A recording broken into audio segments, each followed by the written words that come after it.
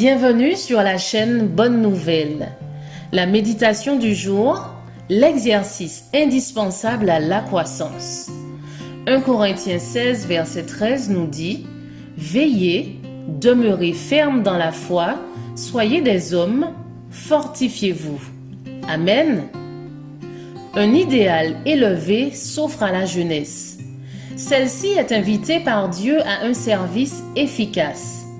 Des jeunes gens sincères, désireux de s'instruire à l'école du Christ, pourront accomplir une œuvre importante au service du Maître si seulement ils veulent prêter attention à l'ordre du capitaine qui retentit jusqu'à nous à travers les siècles. Soyez des hommes, fortifiez-vous. C'est par l'exercice qu'on se fortifie. Tous ceux qui mettent au service de Dieu les facultés qu'il leur a données voient celles-ci se développer. Par contre, ceux qui ne font rien pour la cause de Dieu ne grandissent ni en grâce, ni en connaissance de la vérité. Un homme qui resterait couché et refuserait de se servir de ses membres se verrait bientôt incapable de les utiliser.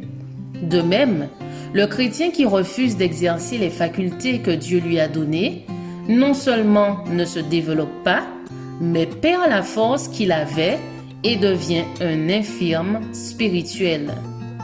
Ceux qui, au contraire, par amour pour Dieu et pour autrui, s'efforcent d'aider les autres, deviennent forts et fermes dans la vérité.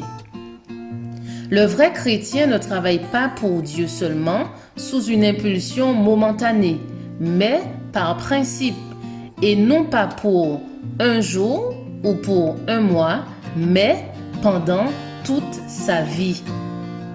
Il faut enseigner aux jeunes que ce monde n'est pas un lieu de parade, mais un champ de bataille. Tous sont appelés à affronter les difficultés comme de bons soldats.